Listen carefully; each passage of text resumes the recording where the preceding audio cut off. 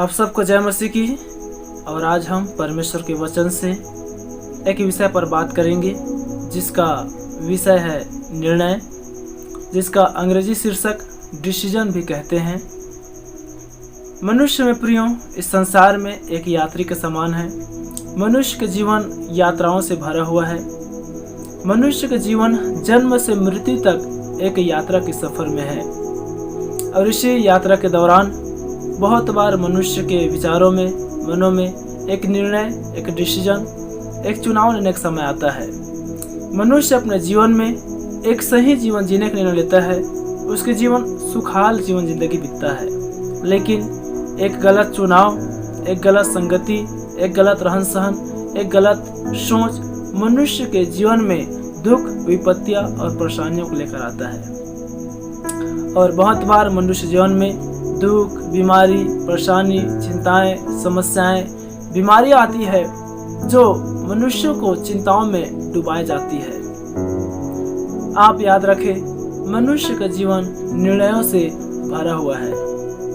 बहुत बार हम कैसे निर्णय लें हम नहीं समझ पाते हैं, चाहे वो पढ़ाई के क्षेत्र में हो, चाहे वे शादियां के क्षेत्र में हो, चाहे वे परिस्थितियां हो कि हम कैसे पढ़ाई करें, किस विषय पर पढ़ाई करें, हम कहाँ शादी करें, किसके साथ करें, कैसे करें, हम किस प्रकार का जीवन जिए। ये परिस्थितियां मनुष्य को दबाई जाती है और हमारा छोटा सा गलत निर्णय, हमारा छोटा सा गलत भूल चूक हमें बहुत बड़ा नुकसान या चिंता या ऐसे परिस्थितियों में डाल देती है जो मनुष्य को दबा कर रख देता है। इसी विषय पर नीति वचन 16 अध्याय 25 वचन में लिखा है, ऐसा भी मार्ग है जो मनुष्य को सीधा जान पड़ता है परंतु अंत में मृत्यु ही मिलती है। ये संसार एक यात्रा में है, एक सफर में है प्रियो। और इस संसार में दो प्रकार की यात्रा है, एक तो सुखमय जीवन की यात्रा, एक तो दुख से भरा हुआ उठकटारे और तकलीफों की यात्रा। परंतु बाइबल बताती है सीधा और चौड़ा है वह मार्ग जो मनुष्य को सीधा जान पड़ता है परंतु अंत में वो मृत्यु की ओर लेकर जाती है। आज हम इसी विषय पर बात करेंगे। छोटी सी गलती या छोटा सा भूल या छोटा सा गलत निर्णय में प्रियो मनुष्य को या आपको एक भारी विपत्ति या परेशानी में डाल सकता है। आइए हम बाइबल में से कुछ उदाहरणों को देखें जिन्होंने अपने जीवन में एक निर्णय को लिया, एक चुनाव को लिया, एक डिसीजन को लिया और उनके जीवन के अंत में क्या हुआ।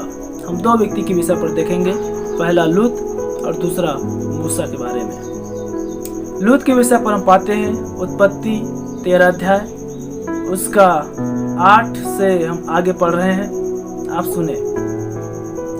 तब अब्राम लूत से कहने लगा, मेरे और तेरे बीच और मेरे और तेरे चरवाहों के बीच में झगड़ा न होने पाए, क्योंकि हम लोग भाई बंधु हैं। क्या सारा देश तेरे सामने नहीं?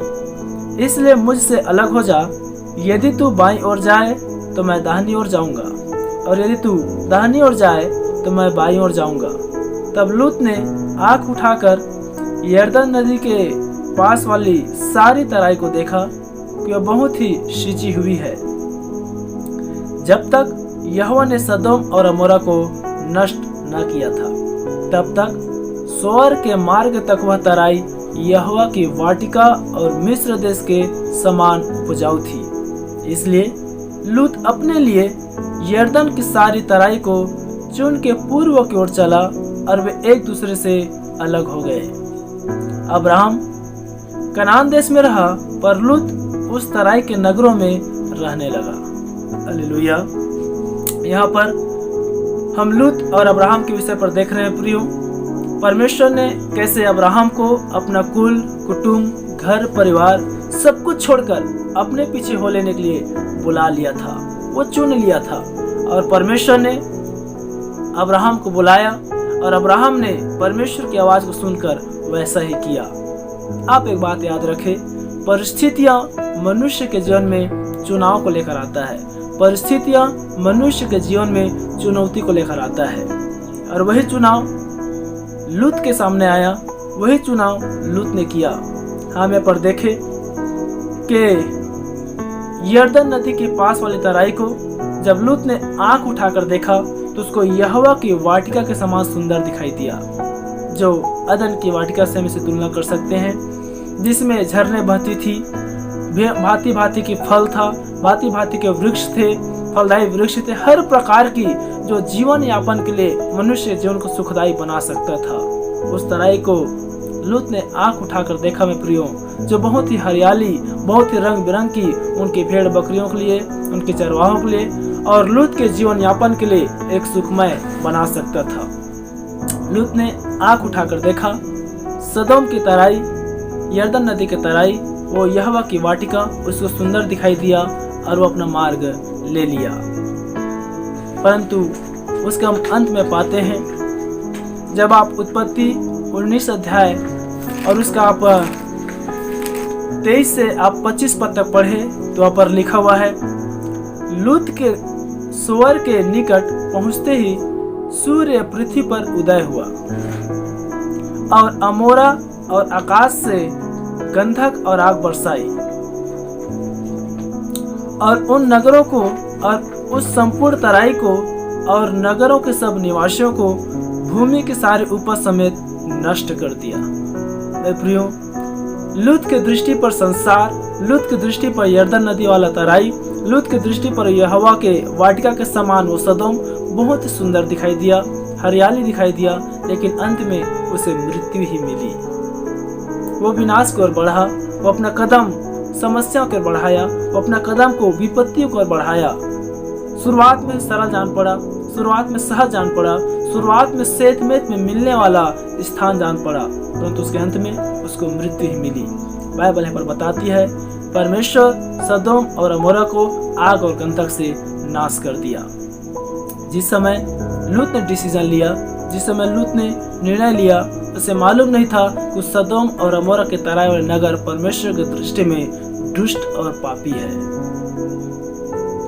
परंतु अब्राहम परमेश्वर पर भरोसा रखा, अब्राहम परमेश्वर पर विश्वास में टिके रहा, जिसके विषय पर हम नीति वचन 16 का 20 में भी देखते हैं, जो यहोवा पर भरोसा रखता है वह धन्य होता है। हालेलुया।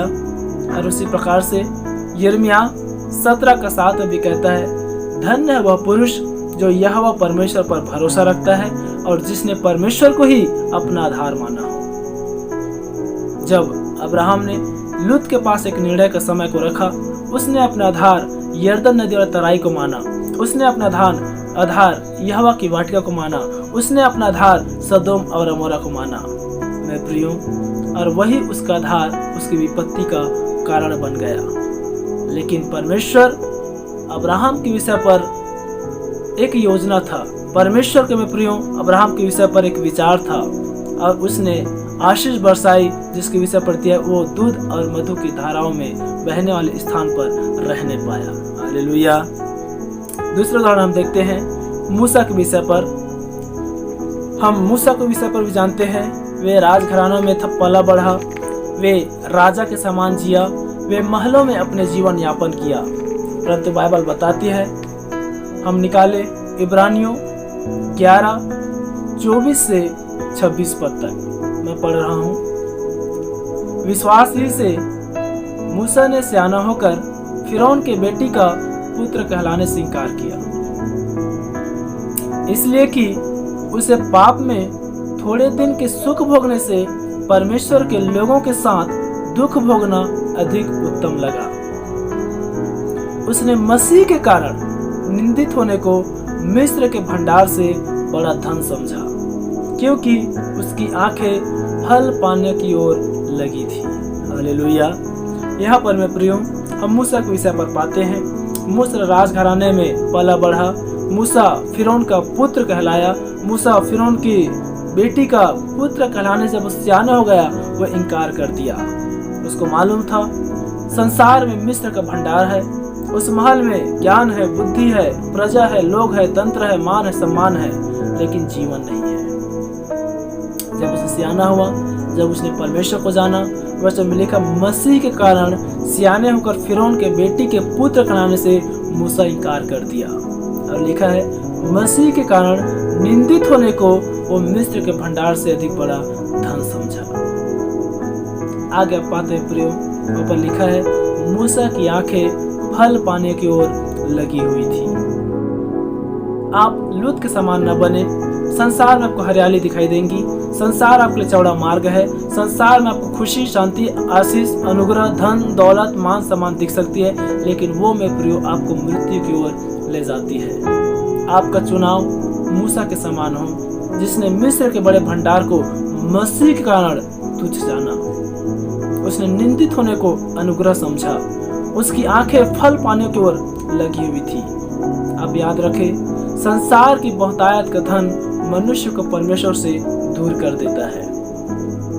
लूत के पास वे सरलतम की मार्ग था। लूत के पास संसार को बहुत ही हरियाली और सुंदर दिखाई दिया, परंतु वो विनाश, आग और गंधक बन गया। वो सदोम और अमोरा पूरे पठार बन गया, पूरा धूल और राख में बदल गए। में प्रियो, जो हरियाली था मूसा के लिए देखते हैं, वो महलों में था, वो राजघरानों में था, उसके पास सब कुछ था, चाहता वो राजा के समान जीता। वे एक बात बोलते, प्रजा उसके सामने घुटना टेक देती। जब उसने मसीह को जाना, मसीह कारण वे निंदित होने को अधिक प्रिय समझा। आप भी मसीह के लिए जिए, प्रभु के लिए अपने जीवन समर्पित करें। आप निंदित हुए, कोई बात नहीं, आप उस फल पाने की ओर आशा बनाए रखिए। आपके जीवन समस्याएं आए, बीमारी आए, परेशानी आए, बस आप मसीह यीशु को पे याद करें। आप मूसा को पे याद करें। उसके में समस्या था, वो मिस्र में था, सब कुछ था, जीवन का जल, जीवन का झरना, सब कुछ था। वे आशीष, धन, दौलत, सोना, चांदी, रुपया, पैसा, सब कुछ था। लेकिन मिस्र जब बाहर आंख उठाकर देखता, केवल पठार ही पठार, केवल जंगल ही जंगल। आप जानते हैं, जब वो इस यात्रा में था, न तो पीने के लिए पानी, न तो खाने के लिए खाना था, फिर भी उसने मसीह के कारण उसको आनंद समझा। मसीह के कारण उस दुख को उसने आनंद समझा। हालेलुया। यहाँ पर हमने दो व्यक्ति के विषय पर देखे। पहला लूत, जिसने आंख उठाकर देखा, संसार उसको में प्रियो सुंदर दिखाई दिया, लेकिन वो सुंदरता विनाश की ओर ले गया, मृत्यु की ओर ले गया। वो चौड़ा मार्ग तो दिखाई दिया, लेकिन अंत में उसे मृत्यु ही मिला। मूसा चौड़े मार्ग पर था, उसने अपने आप को सकरे मार्ग में लाया। आप याद रखें, प्रभु यीशु मसीह सच्चा मार्ग है। उसने कहा है, मैं मार्ग, सत्य और जीवन हूँ। हालेलुया। आप परमेश्वर पर भरोसा रखेंगे, आप परमेश्वर पर ईमान रखेंगे, आप परमेश्वर को अपना आधार बनाकर चलेंगे में प्रियो, तो परमेश्वर आपके लिए कुछ बातों को रखता है और आपको बताता है। आप मेरे साथ भजन संहिता उसका 32 अध्याय आप 8 वचन निकाल लेंगे। मैं आपके लिए पढ़ रहा हूँ। यहाँ पर लिखा है, भजन संहिता 32:8, मैं तुझे बुद्धि दूंगा और जिस मार्ग में तुझे चलना होगा उसमें तेरी अगुवाई करूंगा। आप संसार में निर्णय लेंगे, आपकी बुद्धि, आपकी ज्ञान अधूरा है। मैं प्रियो, आप प्रभु को अपना आधार मानकर चलेंगे, परमेश्वर ही आपको बुद्धि देगा। और जिस मार्ग में आपको चलना होगा, जिस क्षेत्र में आपको जाना होगा, परमेश्वर स्वयं आपकी अगुवाई करेगा। आगे देखते हैं हम यशाया उसका 30 अध्याय 21 वचन पढ़ते। लिखा है, जब कभी तुम दाहिनी या बाईं ओर मुड़ने लगो, तब तुम्हारे पीछे से यह वचन तुम्हारे कानों में पड़ेगा, मार्ग यही है, इसी पर चलो। हालेलुया। मेरे प्रियो, आप चिंता न करें। मूसा के जीवन में समस्या था। मूसा जब मिस्र से अपने आप को बाहर निकाला, आप जानते हैं, यरदन नदी सामने आ गया, परंतु परमेश्वर उस यरदन नदी के बीचों बीच वो रास्ता दे गया और उसके दाहिनी और बाईं ओर समस्या था। वो पानी का ढेर था, वो मृत्यु को लेकर आया था, लेकिन परमेश्वर ही उसका मार्ग बना, परमेश्वर ही उसके आगे आगे चला, परमेश्वर ही उसके पीछे से आवाज पुकारा, मार्ग यही है, इसी पर तुम चलो। आप मूसा के समान विश्वास लेकर चले, लूत के समान जो अविश्वास में आकर, लूत के समान जो संसार की सुंदरता में आकर अपने आप को विनाश से फंसाया, विपत्ति फंसाया। प्रियो, आप ऐसा ना करें। आप अपना भरोसा परमेश्वर पर रखें, आप अपना भरोसा परमेश्वर पर चलाएं, आप अपना आधार परमेश्वर को लेकर चले। पीछे से आपकी आवाज आएगी, कहे कि मार्ग यही है मेरा बेटा, मेरा बेटी, इसी पर तुम चलो। एक अंतिम वचन, नीति वचन की पुस्तक आप मेरे साथ निकाल लेंगे। नीति वचन 4 अध्याय 27 वचन कहता है, जब कभी न तो तू दाहिनी ओर मुड़ना न तो बाईं ओर मुड़ना अपने पाँव को बुराई के मार्ग पर से चलने से हटा ले।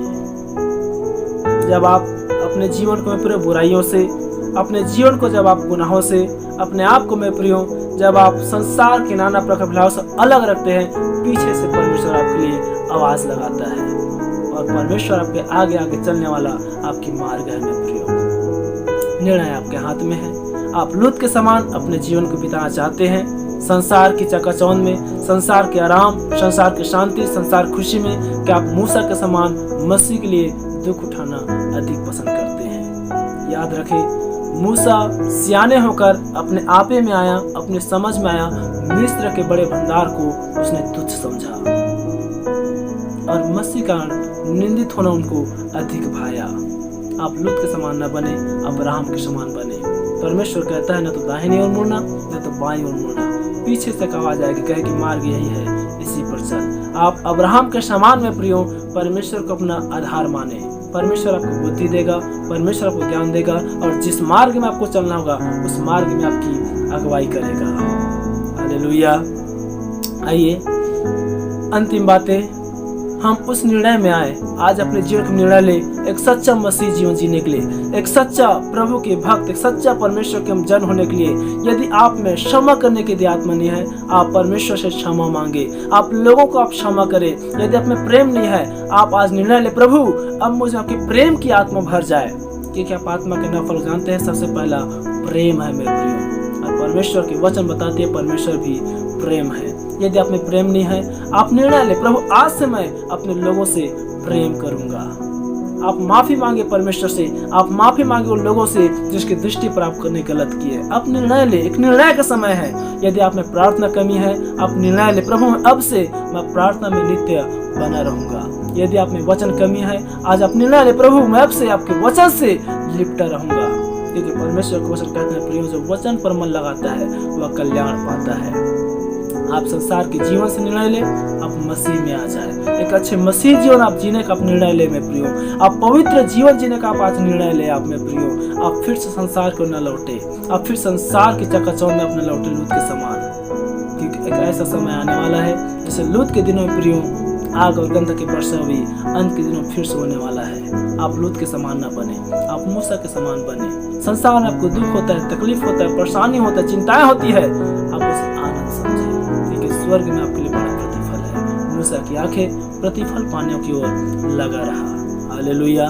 आप मसीह के साथ साथ चले, आप परमेश्वर के साथ साथ चले, आप पीछे मुड़कर संसार को न देखें, आप पीछे मुड़कर संसार को न देखें और मसीह के अनुग्रह में आप दिन प्रतिदिन अंश अंश करके प्रभु में बदलते चले जाए। प्रभु आपको आशीष दे।